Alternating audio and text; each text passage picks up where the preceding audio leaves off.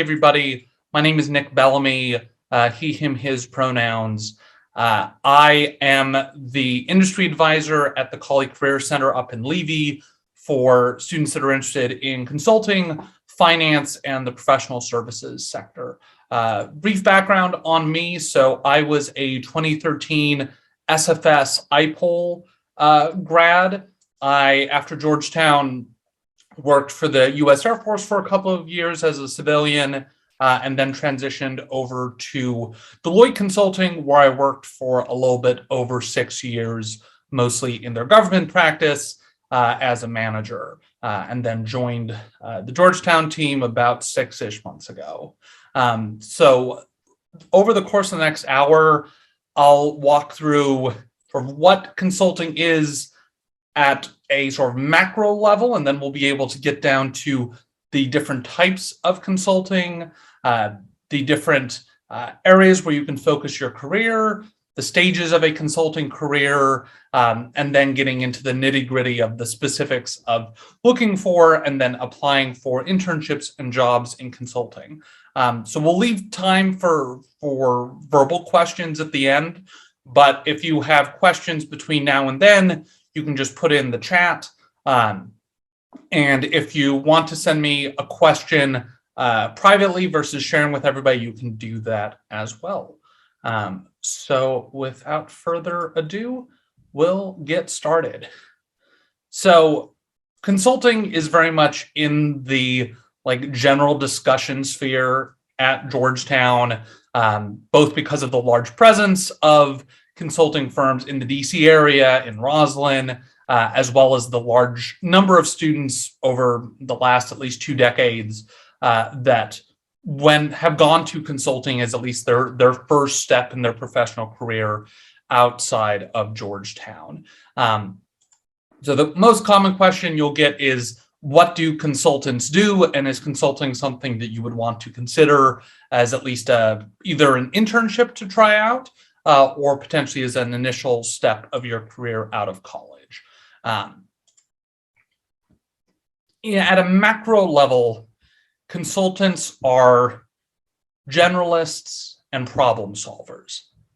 They're hired by different organizations in order to help those organizations solve problems. So in theory, an organization may only see a challenge once in the whole life cycle of the specific company or specific organization, but you as a consultant see that similar challenge at a lot of different organizations, whether that's other businesses in the same sector or different government organizations, different nonprofits.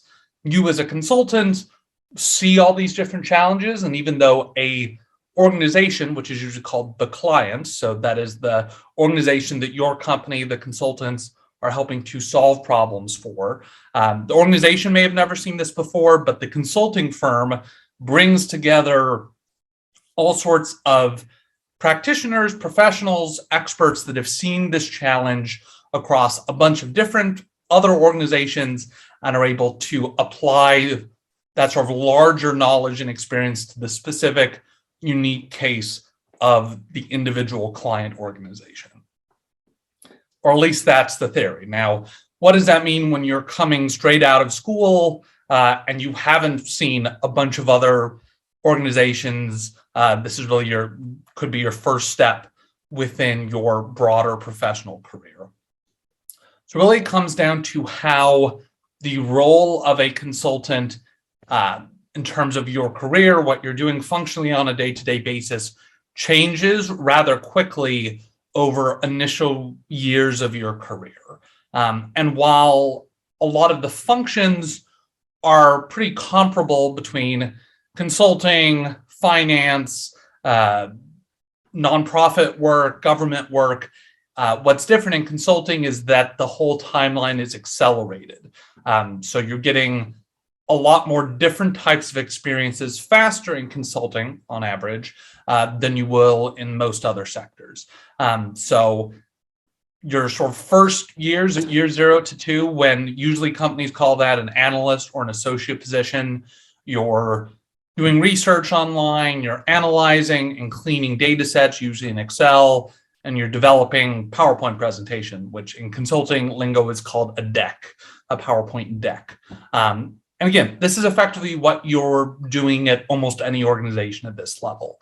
But whereas in many organizations, you're doing that for maybe 5 or so years, in consulting, that is like a first year or two.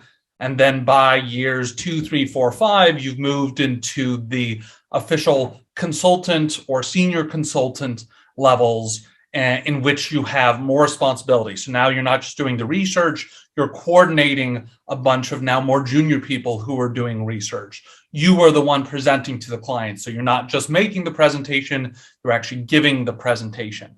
And you are managing the relationship with the different clients that your company is supporting. So you're the main face of your company in the project to the specific client organization that your company is getting paid by. Then you get to years 5 onwards, and there's a pretty big shift in what you do with your time. You're not doing as much of the research or the day-to-day coordination. Now you're at a next level of responsibility. You're managing project timelines, you're mentoring now the younger team members, you're managing what are called proposals, which are the ways that consulting companies make money. It's effectively you are proposing to a client organization that has a problem. Here's how we would solve your problem, and here's how much money we would need to solve your problem. So you're making a shift from what's called client-facing work, where you're working with a company, a government organization, a nonprofit, to really what is the core business of consulting, which is making more sales so that more people can be hired and people can get more money. And then finally, years 8 onward, you're mostly separated from the day-to-day of activities and projects, and you're managing overall engagement financials, like what's the profit that each team is pulling from each individual engagement, and you're really deep into those proposals, so you're selling work to new clients. And so one of the things that makes consulting very different is, while in many businesses there is this process, within consulting you can go through all these stages within 10 years versus 15, 20, or 30 years in more common business sectors, at least within the US. So honestly, with doing 6 years of Deloitte, sort of came out as a mid-career professional in my late 20s, just because that's how consulting works. And we'll talk a little bit of why that works. Now, the trade-off of this, of having this amount of new opportunities, accelerated timeline, comes in terms of both the number of hours you're working, and it also comes in terms of a very strict up or out structure to the company. So almost all organizations, right, are somewhat pyramid shaped. You've got more junior people on the bottom than you have senior people on the top. Now, for most companies, while there's an opportunity to advance at different points, you can generally advance up to the point where you're comfortable with your job, you really don't want to get more responsibilities, you like what you're doing, and you get to stay there. In general, in consulting, that is not possible because there's a constant inflow of people below you, and there's only so many spots at the top. So there is a very strict promotion schedule for most consulting companies where you either have to get promoted in a certain period of time, which means taking on more responsibilities on the managerial side and getting rid of some of the more substantive responsibilities, or you have to leave the firm. Usually that isn't strictly in the sense of firing, but more in the sense of senior folks in the firm will say, hey, I think it's time for you to look for opportunities elsewhere. So this acceleration can happen because the turnover is intentionally made to be really high. So most people last in consulting 2 years or so and leave at the end of this sort of analyst associate period. The next sort of drop in folks is at the senior consultant level before getting to manager. This side on the left is where you're still really focusing on the substance of the client's work, before you get to the side of on the right, which is much more focused on the business elements of the consulting company. So it's important to note that what your consulting career looks like is pretty different at each additional year out from the start. And so when you're doing internships in consulting, it is mirroring the sort of activities you would do as an analyst or associate in these first couple years, rather than anything that you'd be doing out from those first 2 years. And again, for those of you who joined after we started, if you have any questions, you can put them in the chat and I'll try to answer throughout. Otherwise, we'll do sort of a broader mass number of questions at the end. So you have these roles, but everyone is sort of starting in this level of being an analyst or associate, doing the core work, researching, analyzing, developing presentations. When you're thinking about what type of consulting you're interested in terms of what type of companies in consulting do you want to get an internship in, which ones do you want to apply to for potential full-time opportunities, there are two major factors to think about. The first is client sector. So what type of organizations are you problem solving for? And the second piece is what types of problems you are solving, which I'll broadly call solution area. In general, most of the consulting companies stratify based on client sector. So you have commercial consulting companies, you have government consulting companies, you have in-house consulting companies, versus ones that are more solution area focused. But for each of the companies, they have what's called a matrix structure. So if you think of, okay, we have a commercial division, but then we have a strategy solution area or a tech consulting solution area or an HR and human capital solution area, which continues on to our state local government practice. In general, the thing that makes the most difference between the largest consulting firms and what are called the boutique or more niche consulting firms is large consulting firms will effectively have all of these. So you've got commercial projects with strategy, commercial with tech, commercial with HR, state and local government with strategy, tech, so on and so forth.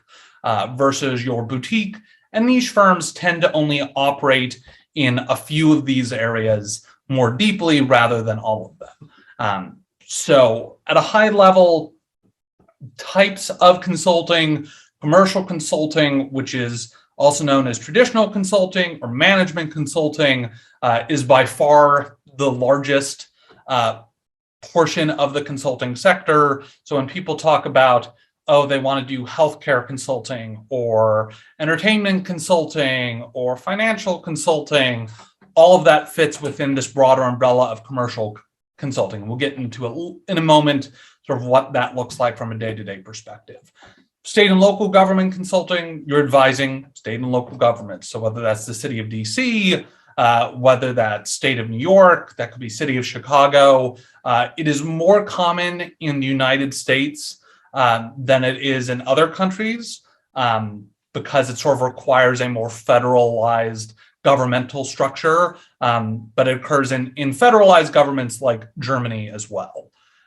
You have nonprofit and international development consulting. That's where you're a generally for-profit consulting company, but you're helping nonprofits or international development foundations with their problems. Federal government consulting, similar to state and local, but it's for the federal or national government. And that's common not only in the United States, but in many countries around the world as well. In-house consulting, this is where you are a smaller division within a larger company, and you're helping to solve that company's problems or those of its direct consumers. So Capital One has an in-house consulting arm, as does Google. So you're not serving other clients as much, but rather you're working within a specific company. And then finally, economic and legal consulting, which we'll get to, but most of that is related to helping law offices or the legal divisions of broader companies to assess intangibles. So in general, when you're looking at different opportunities within consulting, you're seeing internships or job postings on Handshake or that are being talked about in terms of info sessions. Usually those will be stratified based on client sector. And then within those client sectors is where you have different solution areas. Strategic consulting, which is most often called management consulting, was a legal sector bout. We'll get to that in the next slide. So hold that question, but we'll definitely get there. So people often say, oh, I want to go into management consulting. That doesn't mean that much in terms of a term anymore. That was originally what this overall traditional consulting was called starting in the 70s and 80s. But it really is more of a branding name now rather than a separate thing. But strategic consulting, you're helping companies solve usually longer term problems. Tech consulting, you're helping an organization improve or optimize its technological structure. So that could be their data centers, that could be switching to the cloud, that could mean switching them over to new software, really anything that has to do not necessarily with the overall strategy of the organization, but how the company intersects with its data and its technical systems, its IT, falls into tech consulting. HR and human capital consulting. How do we keep people from quitting the company? How do we make sure our employees are supported? How do we make sure we staff to the right level so we don't have people that are overworked or people that are underworked? Then we had a question, what solution area would health consulting fall into? Generally, all of these. So health consulting is a subset of commercial. And then for a healthcare company, so like healthcare consulting is not about health. You're not advising organizations on health. You're advising healthcare organizations on business-related elements. So those would be pharmaceutical companies, large hospital administrations, medical insurance organizations. So you're helping them with their business strategy, their tech, their HR and human capital. So like, for example, given the pandemic, there's been a huge loss in terms of doctors and nurses and specialists that have just been burnt out and thus have left the medical field. So a lot of the large hospital administrations are struggling to figure out, okay, how do we fill that gap? How do we encourage people to go into the medical field, come to our specific hospital? How do we induce people to stay that haven't left yet? That's an area where they would bring in healthcare consultants focusing on the HR side of things. Data and analytics consulting. So organizations got a lot of data and they feel like there's some insights in there, but they don't know how to get to it. That's data and analytics consulting. Cybersecurity or risk management. This is mostly what I did along with strategic consulting when I worked for Deloitte. It's organization is facing new threats, whether those be natural threats from like climate change or more direct threats from foreign state actors or criminal groups, and are looking to protect themselves or their assets or those of their stakeholders from those threats. Due diligence and audit, companies want to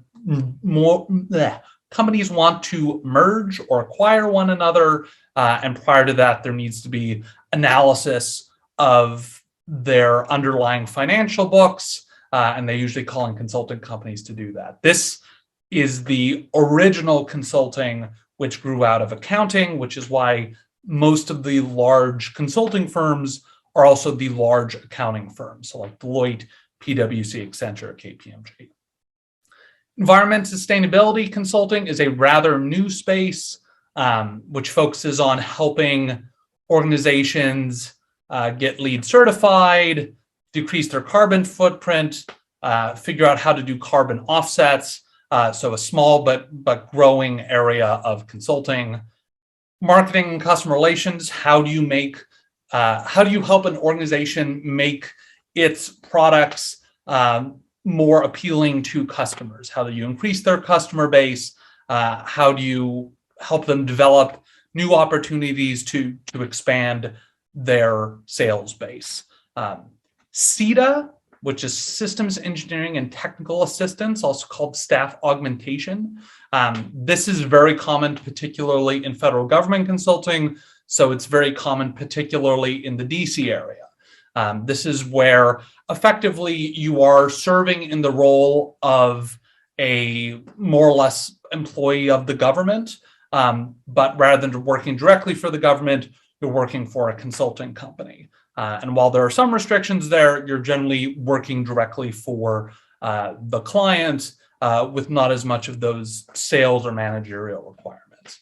And then finally, experts in research services, which is organizations like Gartner, where you are analyzing trends in the market and providing what's called expert advice. So you're supporting more senior folks that may have been 30, 40, 50 years working in a specific industry and helping align their expertise with specific challenges from a individual company client.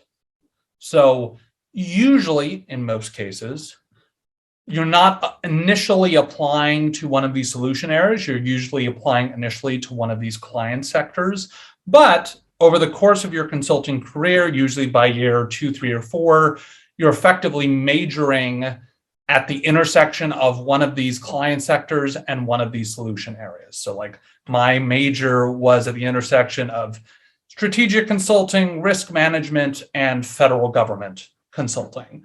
And so over time, you end up focusing on one or more of these as the area where you do most of your work and do most of your projects. So what makes these different types of client sectors different from a consulting perspective? Obviously, the substance ends up being different, but some of the biggest differential is in terms of what your lifestyle as a consultant looks like, particularly in your initial years. And this is where we'll get to what economic and legal consulting is like, because that is sort of an odd bird amongst all of this, but also has companies that recruit broadly at Georgetown. So commercial consulting, most common, broadest type of consulting. This is your travel all the time type of consulting. If you saw, there was a show called House of Cards with Don Cheadle, or not House of Cards, House of Lies, with Don Cheadle a few years ago, and I think Showtime or HBO, that the sort of life they were showing was an extreme version, but definitely a not fictionalized version of this sort of commercial consulting. So you are usually flying from wherever you live to wherever your client lives or is based, which is usually a different state, a different region. You're flying out Sunday night or Monday morning. You're flying to that location. You're staying in a hotel with the rest of your team for 4 days and working long hours at the client site. Then you fly back to your home city, usually Thursday night or Friday morning. Friday, you sort of relax and do admin items. Saturday is a weekend day. Sunday, you're getting ready to fly out again. So it is a lot of physical travel, again, usually by plane. It's got the longest hours. So we're talking anywhere from like 60 would be at the low end, probably closer to 70 or 80 hours a week, including travel time. So you'd have to factor that in. Also has the highest compensation. So it is the most stressful in terms of amount of hours, amount of travel required, but also has the highest compensation, and is the most common type of consulting. Contrast that with state local government consulting.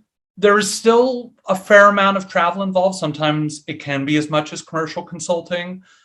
Usually you'll live in the same multi-state region as your clients, so you're still traveling, but you might be able to take a train there. So for example, you could have the state of New York as your client, or you could have the city of Durham, North Carolina as your client. So you would still be physically living in DC and having to go there either once a month or every week, but there's just less of a distance to travel.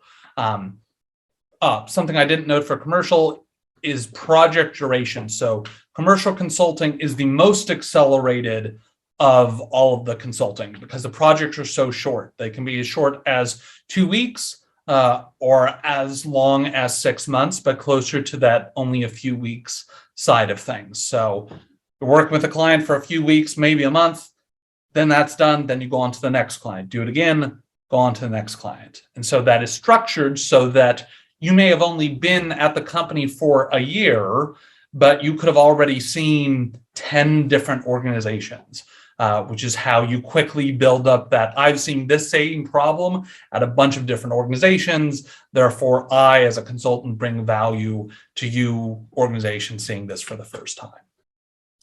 State and local government projects tend to be much longer, so usually more than a year. This is particularly where a lot of healthcare consulting is done in the US with the Medicaid and Medicare elements of the state and local levels of Medicaid and Medicare distribution and benefits. Same in the UK with like NHS services. So these are usually much longer and tend to be more technically focused. So like, okay, how do we get this specific city's medical records uploaded to the cloud, for example? Client hours are longer than in federal government consulting, but somewhat lower than commercial consulting, and similarly fits in between those in terms of compensation, a little bit less than commercial, a little bit more than federal government consulting. Nonprofit international development consulting, travel is much less. It's usually once a quarter to once a month, but often for a longer period of time. So rather than traveling and staying somewhere for 4 days and then coming back, you're going and you might stay for 2 or 3 weeks and then coming back. But again, happens less frequently. Generally, that can be based in large governmental hubs. So you can think of, DC, Toronto, The Hague, Brussels, Dubai, Singapore, sort of large regional locations, or where large foundations are based. So like DC, you have USAID, you have the Bill and Melinda Gates Foundation in Seattle, et cetera. In general, the client hours vary a lot. Very much depends on the individual project. Now, the biggest differentiator here is compensation. So this is probably the lowest compensation within consulting, but is the much, much higher compensation than working directly for a nonprofit or directly for most international development organizations. So it's on the low side of the consulting scale, but on the very high side of the nonprofit scale in terms of compensation. Federal government consulting, that's what I did. One of the things that attracted me to it, other than like interest in the substance, is there's very minimal travel for federal government consulting unless you really seek it out. So that means it's usually DC based or based near large military bases. So in the US, that would be like Norfolk, Virginia, San Diego, San Antonio, and similarly based in national capitals outside of the United States. Project duration can vary between a few months to 2 years. Stays on the longer side for projects that require security clearances. This is also has generally the lowest number of client hours compared to all these other sectors, because it's more pegged to government hours, which are 40 hours a week. So that's one of the pluses of federal government consulting, and what drew me there. Not a lot of travel, more on the lower side in terms of number of hours, and definitely higher compensation than working directly for the government, and sort of medium in terms of overall consulting compensation within the consulting sector. Do firms pay their consultants differently based on the area that the consultants are in? Yes. So most firms will have will weight different cities differently. So if you're based in New York, you'll generally have a higher salary than if you're based in DC, which will have a higher salary than if you were based in Chicago. And client sector. Also, same. So for example, PwC has effectively all of these except in-house and economic consulting. They pay based on the client sector, or same with Deloitte, same with McKinsey. Well, McKinsey less so because there's more flexibility. But like example, Deloitte's starting salary now is like 75 to 80 for federal government, but is like 90 to 100 for commercial consulting. So same company, different compensation values based on what sector you're aligned with, and then further weighted by what city you're based in. I mentioned McKinsey as being a place that's different because they don't really have as much division between these different sectors. So you might, today we're doing a government project, but in a few weeks I'm going to do a commercial project, and then I'm going to do state local government project in a few months. So it is somewhat more averaged out, but on the higher side, closer to commercial consulting. In-house consulting, similar to federal government, not a lot of travel involved. It's usually based where the company's corporate headquarters is. The compensation here, as well as the hours, are based on that company's own compensation and hours. So it is less based on the consulting scale, and mostly based on the scale of whatever sector that company is in. So in-house consulting at Google, you're sort of on the Google scale of where your compensation and hours are. In-house consulting at Boeing, it's based on the Boeing and aerospace consulting scale, rather than the consulting sector itself. And then economic and legal consulting. So these are firms like NERA or Cornerstone. Effectively, what you are doing is this is the most, I'd say, research-based or quantitative-based, or perhaps the least client-facing focused of the consulting client sectors. Because generally what you're looking at is you're trying to quantify the value of more intangible elements. So for example, say a company has polluted a river, what is the economic damage that's caused, and therefore what are the damages that the company is responsible for? A company has been accused of price fixing. So either that company or the plaintiffs would come in and hire an economic consulting firm to determine like what the price of these products would have been had price fixing not occurred. Sometimes they're also brought in by companies to assess, okay, we want to offer this new product, what price should we sell it at? Though in those cases, it overlaps a lot with commercial consulting. So this is a place where a lot of true like economics or math majors end up going into within the consulting sphere. And this is also a good point to say that regardless of whether you are officially a business school student or have done any business classes, consulting is really a sort of all walks of life field. So like the majority of SFS students go into consulting, as do a plurality of Georgetown College students.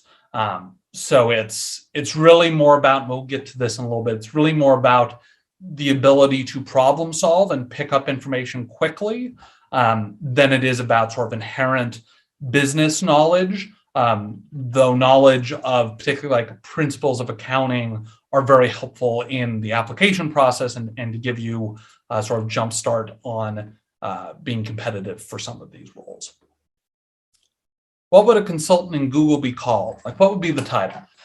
So like a friend of mine is currently leading one of the consulting divisions within Google. It's usually called like a strategic consulting or in-house strategy advisor. The word strategy is usually included in there. Capital One does a lot of recruiting for their strategy team, which is their in-house consulting team. So usually the word strategy or strategic or advisor is usually included in those titles or those divisions. So briefly, what are the types of actual companies that you will see? So everyone talks about the big four plus one. These are important to know that these are the largest consulting firms, but they are the big four because they're also the largest accounting firms. So they were accounting before they were accounting plus consulting. So that's Deloitte, EY, KPMG, PwC, which are all those are the true official big four, and then plus one, which is Accenture, even though it's not officially a big five yet, is sort of always included in this block. Then you've got the classic management consulting. So they do primarily strategic consulting. So they're a little bit more limited in terms of their types of solutions they offer than the big four do. So this is your McKinsey, your Bain, your BCG. So these are what are called the MBB, and firms like LEK or Oliver Wyman. You'll note that a lot of these companies are based in or headquartered in New York, London, Paris, Frankfurt, or Tokyo. This is predominantly because a lot of the initial consulting that came out of the 60s and 70s and 80s was developed out of both German and Japanese management styles that then extended to particularly the US and UK. But there are now effectively management consulting companies that are headquartered everywhere. Just the largest ones are usually in Japan, Western Europe, or the US. Then you have your IT consulting companies. So a lot of this is sort of consulting either internally or you're consulting clients of those companies. You're helping the clients of that company or their customers implement software. So AWS, Amazon Web Services. So Amazon has a huge number of consultants that work with the government and companies, nonprofits, all to be able to integrate AWS cloud solutions into that company's operations. Same thing with IBM and all their IBM products. Same thing with Microsoft or Salesforce. What skills requirements need to be competitive for entry-level consulting? What sector firms hire the most? We will get there. Basically, the ones that hire the most are the largest. So these ones, well, really all of these on sort of the three leftmost columns, because of the largest firms with the largest number of positions and the most amount of money to use for hiring. That being said, you're competing with a lot of people when you're applying for very large companies, versus you could apply for effectively the same thing with a smaller company, and actually have a greater chance of actually getting an internship or getting a full-time offer, just because you're competing with fewer people. In-house consulting, I've already mentioned some of these, but also like Disney or Deutsche Bank, Volkswagen. So a lot of the like Fortune 500 companies have internal in-house consulting. So if you ever wanted to advise Disney on their media or theme park strategy, There is an office that does that. They don't always hire that many people, but it is a thing that exists. And then finally, the huge world of boutique and niche consulting firms, companies like Chemonics, which is based in DC, or Palladium or Kroll. And this is just a small number of the niche consulting firms that are just on Handshake, not including all the companies that aren't on Handshake. So this is the most diverse set of subsector of consulting. So you've got, okay, you want to do automotive consulting, there's companies that do that. You want to do intellectual property consulting, there's companies that do that, or supply chain, or environmental and sustainability. So there are many more small niche and boutique companies than there are huge companies. So in terms of looking at opportunities, there are physically more opportunities at the larger companies, but that means there are so many more people applying for those opportunities. So in terms of likelihood of getting a consulting job, your chance of getting a consulting job at a smaller company can sometimes be higher just because there's fewer people you're competing with. Someone asked, does applying to different cities' offices give you better or worse odds of getting the job? Depends on the company. So like BCG is probably the Boston Consulting Group is the most extreme version of this, in which their individual offices have pretty strong office cultures, and you're really applying to one office over the other. You're applying to the Boston office versus the Dallas office. Most of the large consulting companies don't have that, so it doesn't really matter that much which specific office you're applying to. So like McKinsey, you're traveling nationally and internationally all the time anyway, so it really doesn't matter that much where you're physically based in terms of your odds of getting the job offer. So it depends, but more often than not, it doesn't really depend that much in terms of location, at least for full-time job offers.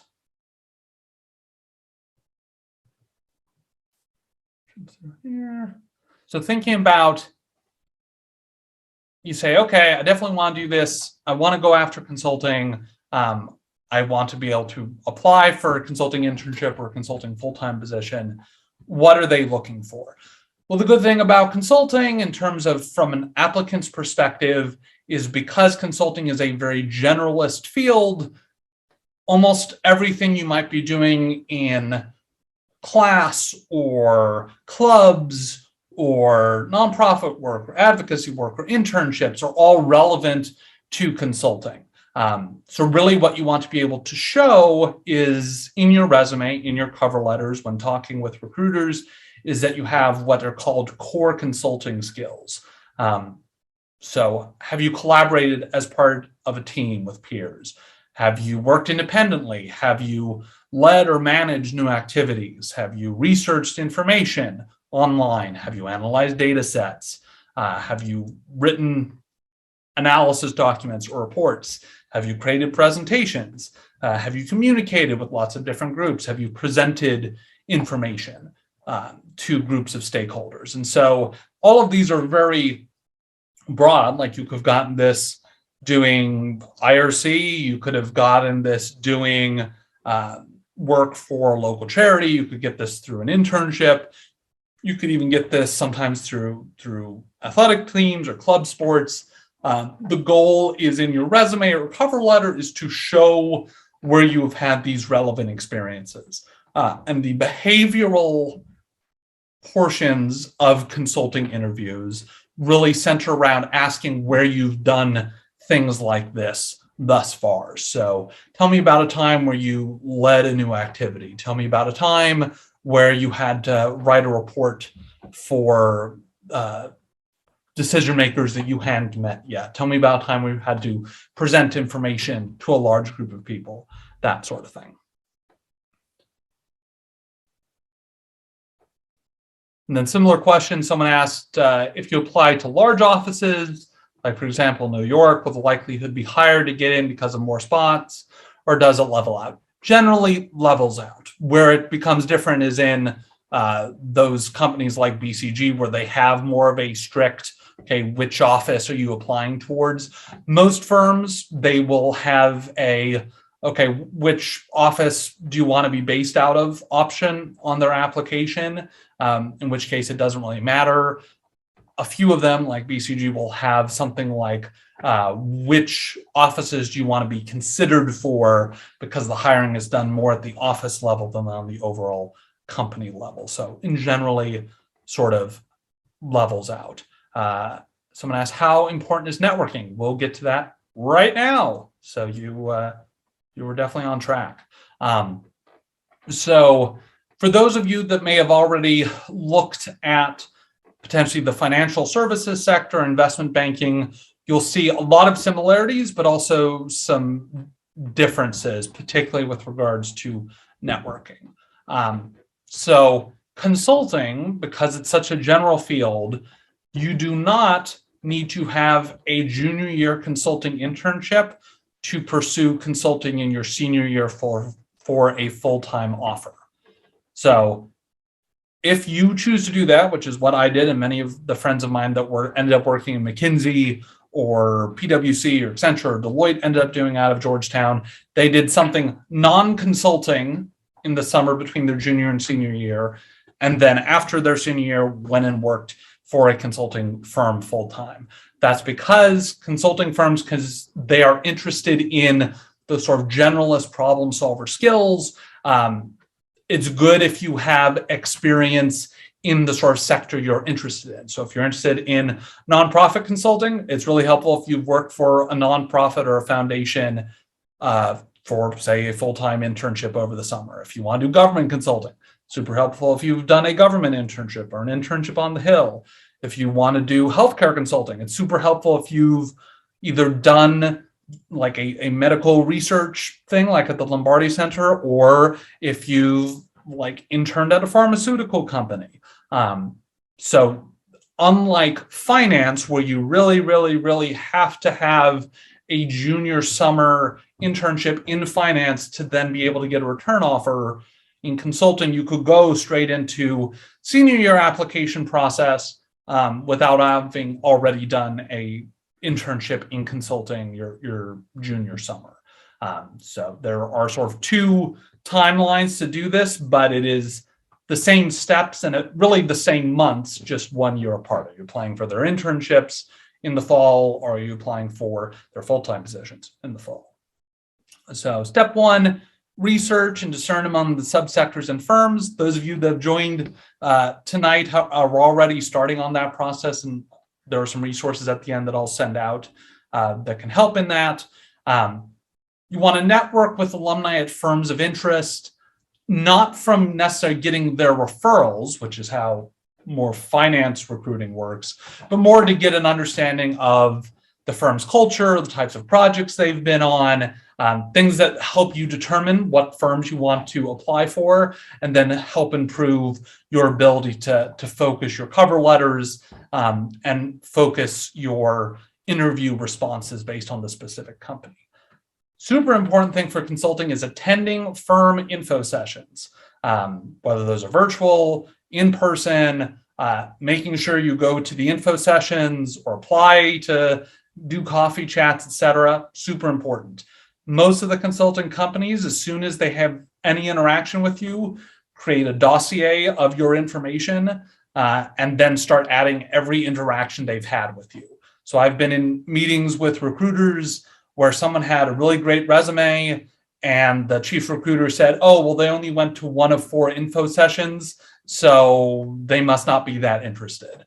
Now, the problem is, of course, that mostly benefits folks that don't have like a part-time job or like don't have a heavy class load and like can just say, oh yeah, sure, I can do all these info sessions. So it's not a particularly equitable structure, but is how a lot of the consulting firms use that as a way to determine how interested you are in their company. So that is one of the main reasons you'll want to do that research first, because there's no way that you can go to every single company's info sessions, many of which are starting now and will continue into the summer. The key networking piece for consulting is with the representatives from the firms and the recruiters at the info sessions. So you go to an info session, you try to get their contact information of the recruiters, then you reach out to the recruiters afterwards to say, hey, I was really interested. Here's some questions I had. Would you be free to chat for 10 to 15 minutes? Because in most cases, the recruiters are the ones that determine what folks get actual screening call interviews rather than just sort of sitting in the larger pool of applicants. We have some questions in the chat. If you're graduating without a job offer, hoping to recruit for consulting, what is that like? It is different, and I'll get to how that is different when we get to step 8. How fluid is it to transfer between consulting versus between sort of financial industries? We signed up for sessions and missed them. Is that more drastically used against us? Short answer, yes. So if you signed up for a session and then weren't able to make it, I would not only deregister for that session on Handshake, but I would also send an email to the recruiter saying, hey, I'm so sorry. I have a family emergency or personal emergency, but still very interested in your company, and I'll look forward to connecting with you. Is there a contact number, an email where I can reach out to you? Maybe we could chat for 10 to 15 minutes. So that is the best way to handle that, because yes, it is counted more drastically against you than in some other firms or other sectors. And how easy is it to transfer between types of consulting or between like finance overall and consulting overall? Within consulting, it's for the most part pretty easy to transfer different types of client sectors or different solution areas. And there is a very continual revolving door between the financial sectors and the consulting sectors, because they generally pull from the same talent pool. So there's a lot of sort of back and forth, people moving between those over the course of their career. So step 5, so you've networked, you've gone to info sessions. What do you do now? Submit your application, cover letter, resume, sometimes a writing sample, but that's not common.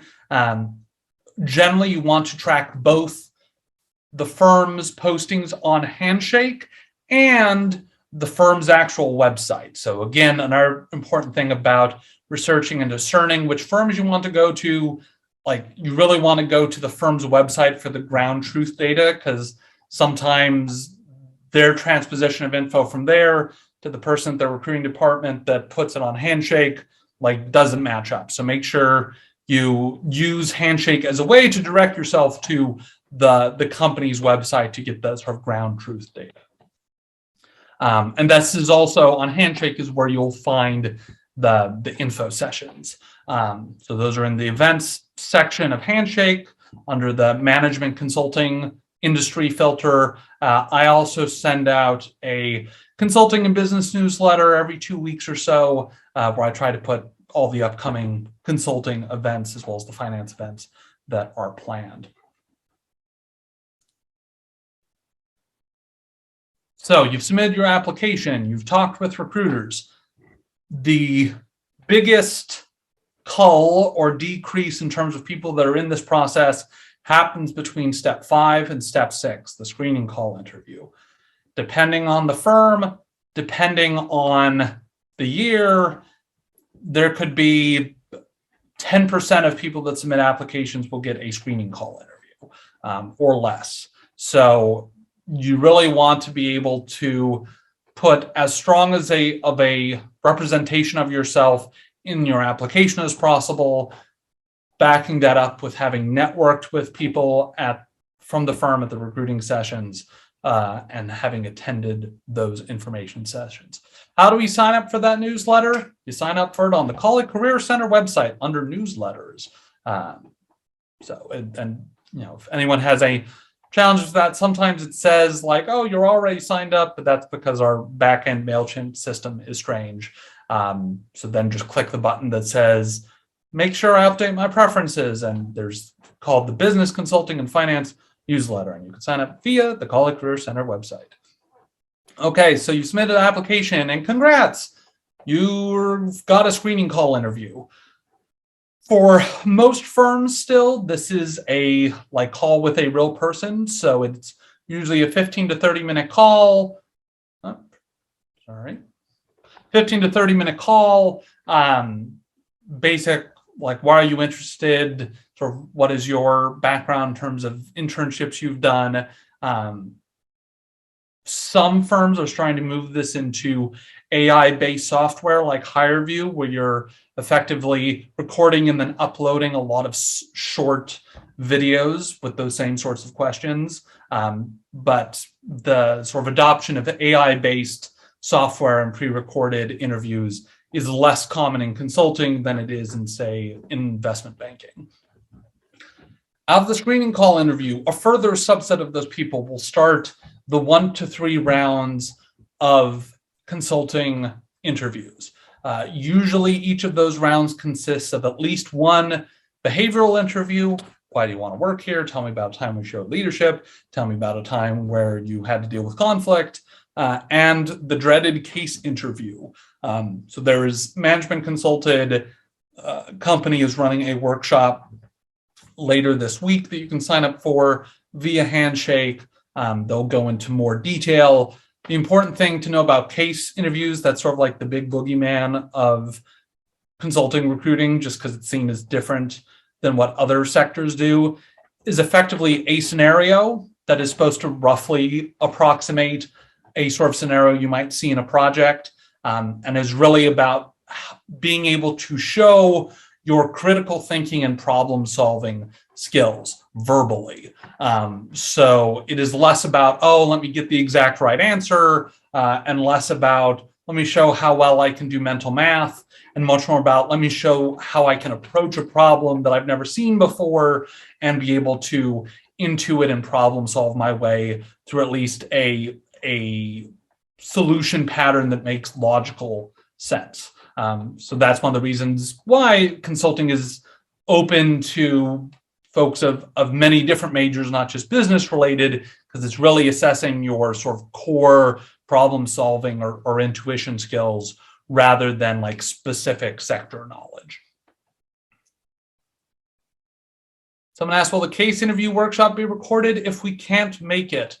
I don't believe so, but we will be having other case interview workshops that I'll run, but it will not be the company hosted one. Will most info sessions be posted on Handshake? Would you recommend we go to a specific website? Always go to the specific website in addition to Handshake.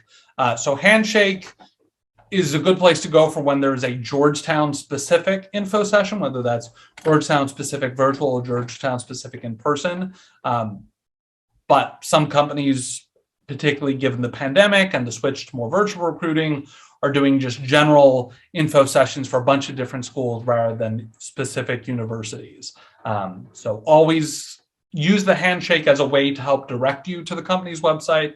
Again, company's website is the main place to go for the true data on when those events and deadlines are. And so, okay, you submitted an application, you did a screening call interview, you've done 1 to 3 rounds of behavioral and case interviews, and you're one of the small set who got an internship or job offer. Congratulations. So this can be a wide range in terms of how many people actually get from sort of step 5 to step 8. I've seen times where there were 500 plus people that submitted applications and one person that got a internship or job offer. So there's a lot of funneling that happens at each of these stages from stage 5 to 8. So if you go through the process and you're like, why didn't I get a screening call interview? Why didn't I thought I was going well, I got through all these stages, but I still didn't get an offer. It's just because they have so few offers, and rarely do they limit the number of applicants that can submit applications. And honestly, with the pandemic, because many of the consulting firms are moving away from, quote, targeted schools, which on the good side means that it opens up to larger diversity of applicants across the US. On the bad side, that means you're competing with a lot more people than you would when particularly the large consulting firms would say, okay, these are the specific schools where we're going to hire from, of which Georgetown is one. Someone asked, how many firms should I aim to apply to? How should you go about making a balanced list of firms? So in terms of number of firms, I would say like 10 to 15 in terms of total number. In terms of balance, I would say think of it sort of like maybe when you were applying to colleges, like you want to have a mixture of like size of firms, location of firms, focus area of firms. So like doing some of the large firms, but also applying to some of the boutique or specific firms. So you're giving yourself the best opportunity to actually get to that job or internship offer. So when does all of this happen? So if you are a sophomore, right now you're seeing a bunch of info sessions. Deloitte had one earlier this week. McKinsey's been having some for the last month or so, as is PwC. You'll see Bain and BCG having events as well, and KPMG. Go to those info sessions, particularly if you're planning to study abroad in the summer or fall. Really important to get to those info sessions now. As we move into summer, we'll start seeing those applications open up for internships. So the internship is the summer after junior year. You're starting to apply in the summer of sophomore year. This year in particular, some of the firms are moving their dates earlier. So if you talk to upperclassmen or alums who graduated recently, they'll say, oh, well, consulting recruiting is really in the fall. Still generally true, but a number of firms are moving that whole timeline up by 1 to 4 months. So again, really want to stay on top of not just Handshake, but the actual company's websites for those deadlines. So again, for internships, a lot of the large companies, you're starting to see those application deadlines in June, July, August.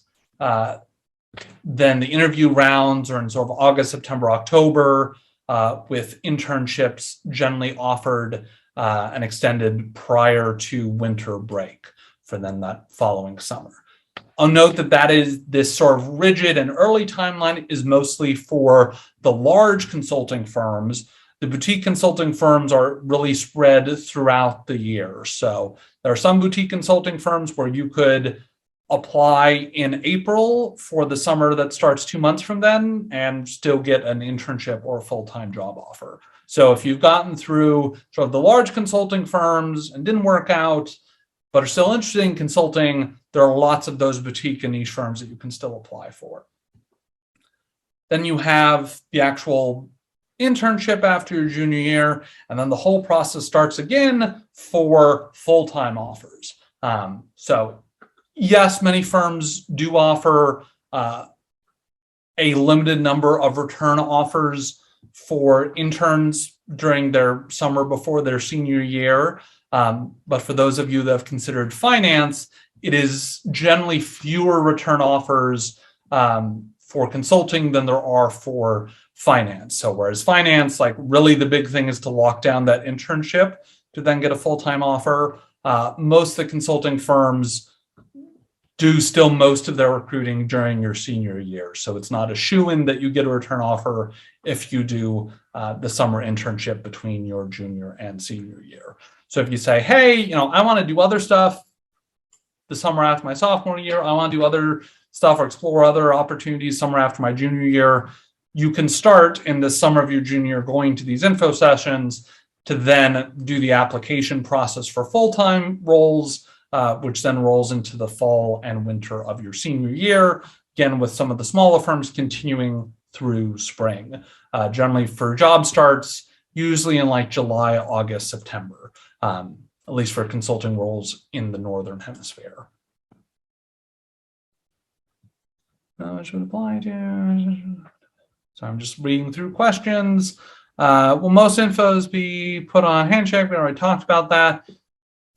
Any advice for doing early recruiting full-time? So let's talk about both early recruiting and late recruiting. So let's say, you are right now in the winter/early spring of your junior year, and you say, okay, I know I want to do consulting recruiting for full time. Then I would say between now and then, go to these info sessions, start doing some of the case interview practice, work on optimizing your resume and cover letter, really being able to hone in on which consulting firms and types of consulting you're interested in. Now let's look at the other side of that spectrum. So you're graduating senior, you're doing something else, but you're like, oh, well, maybe I want to do consulting. How does that work? The challenge is that the way consulting recruiting looks like outside of school is very different than what it looks like when you're going through the college recruiting process for consulting. So there's undergraduate recruiting for consulting. There's graduate school recruiting for consulting, which looks a lot like undergraduate recruiting in terms of steps. Then there is what's called experienced hire recruiting. So that means you're not in school, you've already graduated, and now you're applying for the company. In those cases, it is more like any other large company in which it is very, very, very important to network with current employees in the hope of getting a referral to the company to be able to enter the process for have your application looked at to then be able to interview. Because in the undergraduate and graduate recruiting for consulting, there's all this like stepped timeline because they're reviewing everyone's applications at once based on when people are graduating. When you're out in the workforce, people are changing jobs all the time. So positions open up, positions close. Really, the main differentiator is getting a more senior person at the company currently to give you a referral to be able to be considered by their recruiting staff. I will note that for some companies, there is a waiting period in between being considered for college recruiting and being able to be considered for experienced hire recruiting, regardless of whether you actually applied for the college recruiting process. So for some large firms, there's the college recruiting, but then you can actually apply for them till you've had 2 years of experience outside of college to be able to be even considered for that experienced hire recruiting route. So it's something to think about that, if you're considering consulting but aren't sure as you go into senior year, it generally behooves you to submit applications and see where they go, rather than get to a point in like the fall after you've graduated and now you're like, oh, well, now I really do want to do consulting. For some firms, or really for most firms, you'll be in a weird position where either you won't be allowed to apply until you've had a few years of out of school experience, or at least it is much harder because you're having to go through the application route with all the other people that are applying for roles, not just people at they're coming out of their undergraduate years. I'm going to ask for graduate student, how does the process differ? It doesn't really. Really, the differential is in terms of like the cases tend to be more complex, more quantitative, and much more targeted to MBAs.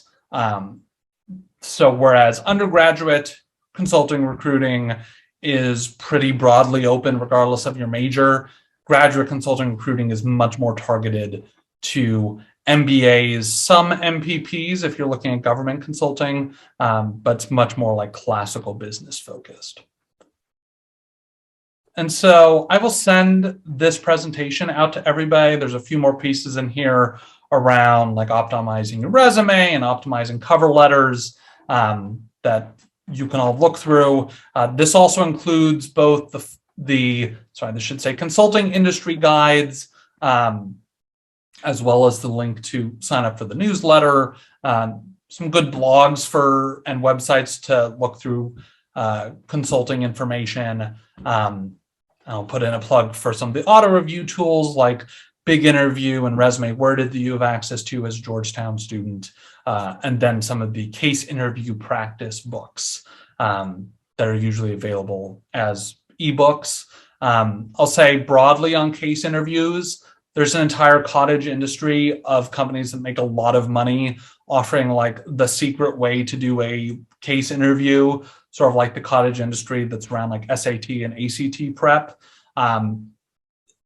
You really shouldn't have to spend much money on all of those different processes and getting like all of the different books. Like usually one book to give you a bunch of different cases that then you can run with friends or family. You can also come into the Career Center and we can help you walk through cases. But it shouldn't really cost. You don't have to buy like all these additional services that some companies offer with the guarantee of getting you a job offer at a consulting firm, because there's usually more for show than reality.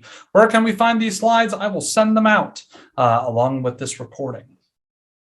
So with that, there's our Colleague Career website. You can shoot me an email. You can book appointments on Handshake and sign up for the newsletter. That's all we have for tonight.